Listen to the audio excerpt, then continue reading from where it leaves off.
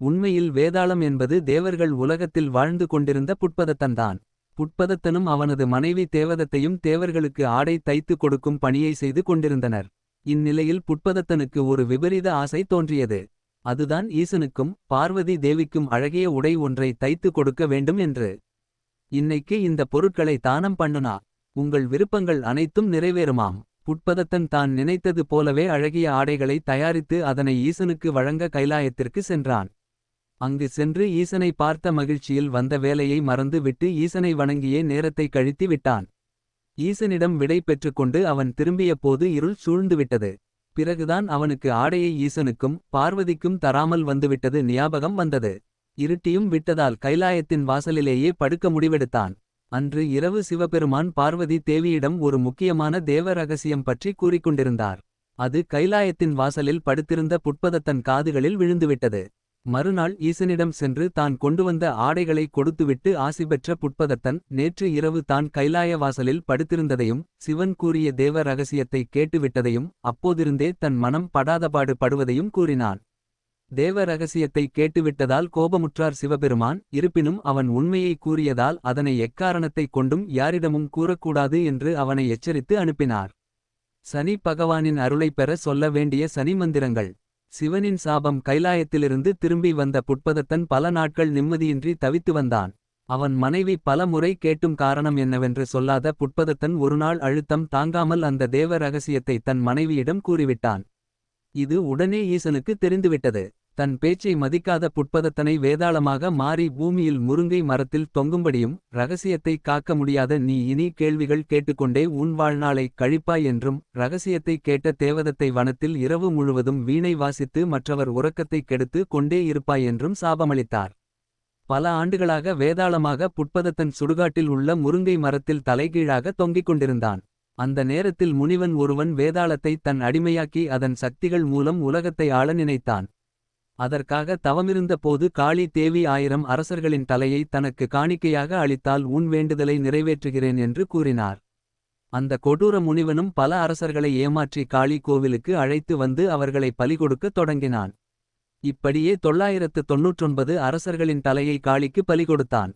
விக்கிரமாதித்தன் 1000வது பலியாக விக்கிரமாதித்தனை பலி கொடுக்க நினைத்த முனிவன் விக்கிரமாதித்தனின் அரசவைக்கு சென்று காட்டுக்குள் ஒரு காளி கோவில் இருப்பதாகவும் அங்கு வேண்டினால் உங்கள் நாடு வளம்பெறும் எனவும் கூறினான். விக்கிரமாதித்தனும் முனிவனின் பேச்சை நம்பி அவனுடன் செல்ல சம்மதித்தான். வீணை இசை முனிவனுடன் காளி கோவிலுக்கு சென்ற விக்கிரமாதித்தன் அன்று இரவு அந்த கோவில் மண்டபத்தில் தங்க முடிவெடுத்தான். முனிவனும் பூஜை முடிந்தவுடன் விக்கிரமாதித்தனை பலியிட முடிவெடுத்தான். அப்பொழுது தூரத்திலிருந்து கேட்ட மனதை மயக்கும் வீணை இசை அவனை ஈர்த்தது. இசை வந்த திசை நோக்கி நடந்தான். அங்கே ஒரு அழகிய பெண் இருட்டில் அமர்ந்து கொண்டு வீணை வாசித்துக் கொண்டிருந்தாள். அவளிடம் நீ யார், என் வனத்திற்குள் அமர்ந்து வீணை வாசித்துக் கொண்டிருக்கிறாய் என்று கேட்டான் விக்கிரமாதித்தன். அந்த பெண் வேறு யாருமல்ல, தேவ ரகசியத்தை கேட்ட புட்பதத்தனின் மனைவி தேவதத்தை. அவள் தன் கதையை விக்கிரமாதித்தனிடம் கூற அவள் மேல் இரக்கம் கொண்டான் விக்கிரமாதித்தன். தங்களுடைய சாபம் தீர என்ன செய்ய வேண்டுமென்று தேவதத்தையிடம் விரும்பினான். அதற்கு தேவதத்தை நானும் வேதாளமாக தொங்கிக் கொண்டிருக்கும் என் கணவரும் காட்டிற்குள் இருக்கும் காளி கோவிலுக்கு சென்று வழிபட்டால் எங்கள் சாபம் நீங்கும்.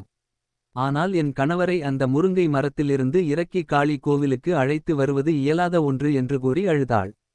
அது எவ்வளவு பெரிய ஆபத்தாய் இருந்தாலும் நான் அதனை செய்கிறேன் என்று கூறி அங்கிருந்து சென்றான் விக்கிரமாதித்தன். சுடுகாட்டிற்கு சென்ற விக்கிரமாதித்தன் அங்கு தலைகீழாக தொங்கிக் கொண்டிருந்த வேதாளத்தை கட்டி முதுகில் போட்டுக்கொண்டான். அதுவரை அமைதியாக இருந்த வேதாளம் விக்கிரமாதித்தனிடம் பேசத் தொடங்கியது. நாம் கோவிலுக்கு செல்லும் வரை நீ ஒரு வார்த்தை பேசக்கூடாது. அதே நேரம் நான் ஒரு கதை சொல்லி அதிலிருந்து கேள்வி கேட்பேன். அதற்கு பதில் தெரிந்தும் நீ கூறவில்லை என்றால் உன் தலை வெடித்து சிதறிவிடும் என்று கூறியது. விக்கிரமாதித்தன் என்ன சொல்வதென்று தெரியாமல் விழிக்க அவர்களின் பயணம் தொடங்கியது. விக்கிரமாதித்தன் முதுகில் ஏறிய வேதாளம் அவனிடம் கதை சொல்லத் தொடங்கியது. விக்கிரமாதித்தனும் கதை கேட்கத் தொடங்கினான். இறுதியாக வேதாளம் கதையிலிருந்து ஒரு கேள்வி கேட்டது. அதற்கான விடை விக்கிரமாதித்தனுக்கு தெரிந்தே இருந்தது. பதில் கூறினால் வேதாளம் மீண்டும் முருங்கை மரத்திற்கே சென்றுவிடும். பதில் கூறவில்லை என்றால் தலை வெடித்து சிதறிவிடும். என்ன செய்யலாம் என்று யோசித்த விக்கிரமாதித்தன் பதிலே கூறிவிடலாம் என்று வாய்திறந்து பதில் கூறிவிட்டான். தான் இட்ட நிபந்தனையை விக்கிரமாதித்தன் மீறிவிட்டதால் மீண்டும் முருங்கை மரத்திற்கே சென்றது வேதாளம். இதேபோல 24 முறை கதை சொல்லி மீண்டும் முருங்கை மரத்திற்கே சென்றது வேதாளம். மீண்டும் வேதாளத்தை தன் முதுகில் ஏற்றிக்கொண்டு கோவிலுக்கு கிளம்பினான் விக்கிரமாதித்தன். இம்முறையும் வேதாளம் கதை சொல்லத் தொடங்கியது. ஆனால் விக்கிரமாதித்தன் வாயை திறந்து பேசவில்லை. கேள்விக்கு பதில் கூறுவது போலவே பாசாங்கு செய்து கொண்டு கோவில் வரை வந்துவிட்டான். விக்கிரமாதித்தனையே கவனித்து வந்த வேதாளம் கோவில் வந்துவிட்டதை உணரவில்லை. சிவன் கூறியபடி கோவிலுக்கு புட்பதத்தனும் தேவதத்தையும் சேர்ந்து வந்ததால் அவர்களின் சாபம் நீங்கியது. சாபம் நீங்கிய புட்பதத்தன் விக்கிரமாதித்தனுக்கு நன்றி கூறியதோடு முனிவனின் உண்மையான எண்ணத்தைப் பற்றியும் கூறினான். இதனைக் கேட்டு அதிர்ச்சியடைந்த விக்கிரமாதித்தன் அந்த முனிவரின் தலையை காளி தேவி முன் வெட்டி வீழ்த்தினான். அப்போது அங்கு தோன்றிய காளி தேவி, விக்கிரமாதித்தா, நீ கொடுத்த பலியில் என் மனம் குளிர்ந்தது, உனக்கு என்ன வரம் வேண்டுமென்று கேள் என்று கூறினார். அதற்கு விக்கிரமாதித்தன் முனிவனால் கொல்லப்பட்ட அனைத்து அரசர்களும் உயிர் பெற வேண்டும் என்று வரம் கேட்டார். காளி தேவியும் விக்கிரமாதித்தன் கேட்ட வரத்தை தந்ததோடு அவனையும் அவன் நாட்டு மக்களையும் வாழ்த்திவிட்டு சென்றார்.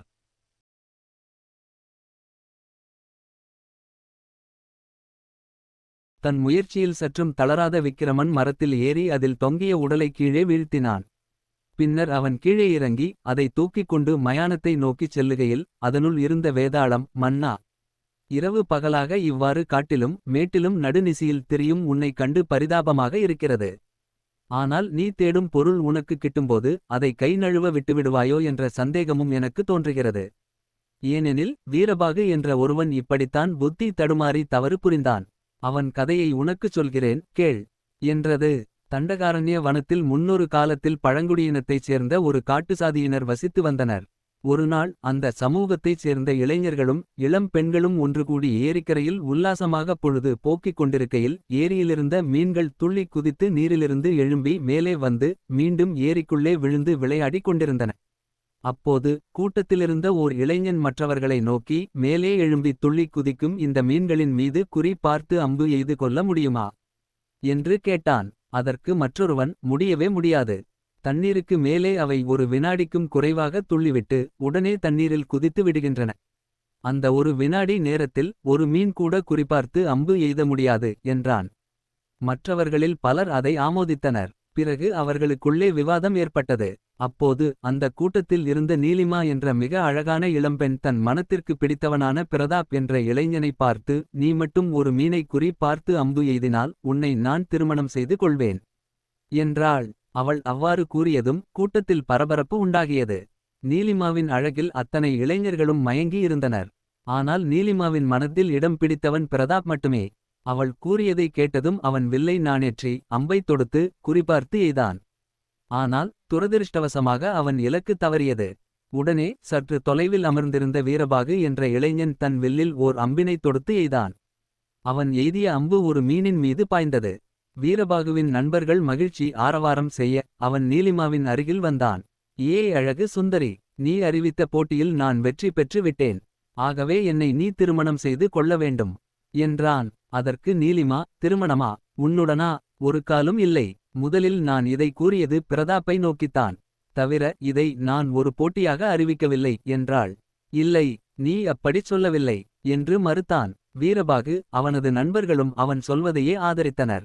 அதிலும் குறிப்பாக கங்கா என்ற வீரபாகுவின் நண்பன் நீலிமா தன் வாக்குறுதியை மீறாமல் வீரபாகுவைத்தான் மனம் புரிய வேண்டுமென்று அடித்து கூறினான். முடியவே முடியாது என்று நீலிமா கூச்சலிட, நீலிமா, உன்னை நான் திருமணம் செய்தே தீருவேன் என்று வீரபாகுவும் சவால் விட்டான். பிறகு அனைவரும் கலைந்து சென்றனர். காட்டுசாதி மக்களிடையே இவ்வாறு அவ்வப்போது சண்டையும் பூசலும் ஏற்படுவதுண்டு. ஆனால் அவர்களில் ஒருவன் ஆபத்தில் சிக்கினால் மற்றவன் விரோதியாக இருந்தாலும் பகையை மறந்து அவனுக்கு உதவி செய்வான்.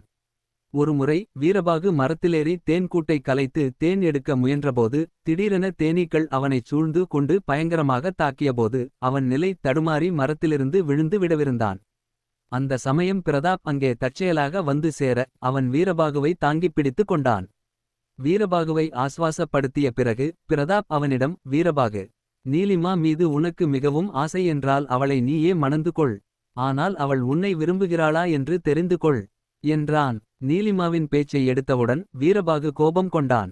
உன்னுடைய புத்திமதி எனக்கு தேவையில்லை என்று விரைப்பாக கூறிவிட்டு அகன்றான். இது நடந்து சில நாள்களுக்குப் பின் இளைஞர்களும் இளம் பெண்களும் சேர்ந்து காட்டில் வேட்டையாடச் சென்றனர்.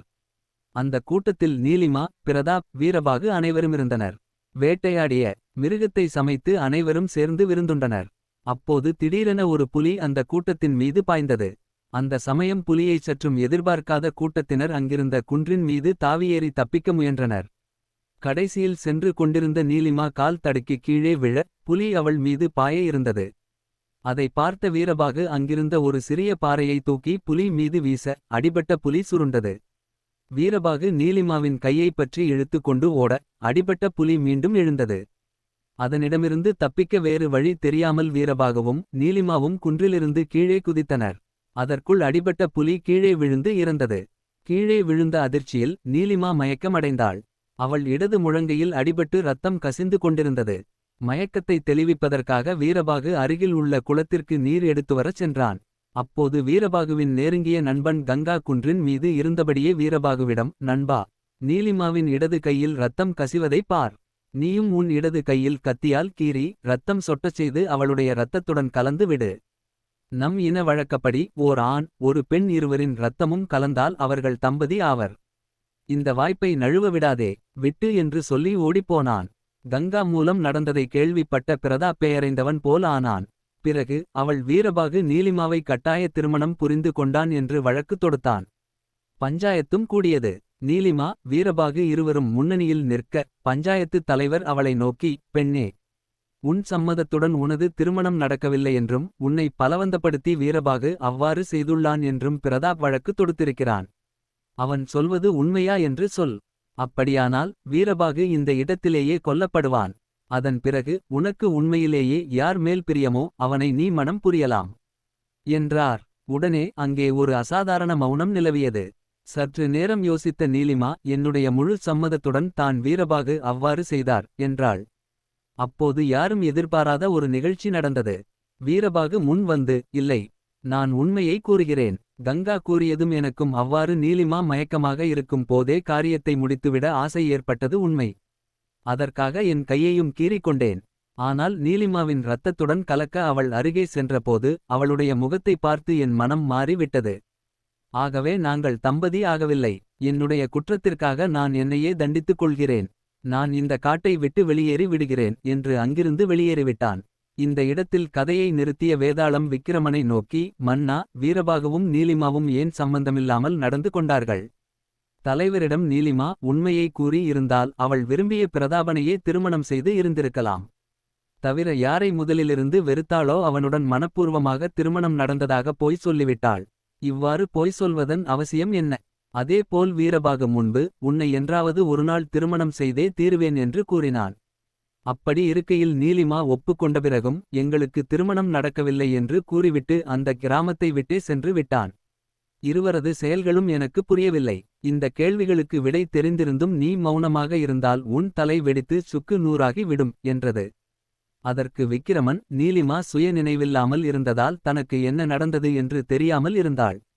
அதேபோல் வீரபாகுவுடன் தனக்கு திருமணம் நடந்து விட்டது என்று அவள் கூறியது அவளது இனத்திற்கே உரிய நன்றி உணர்வைத்தான் காட்டுகிறது.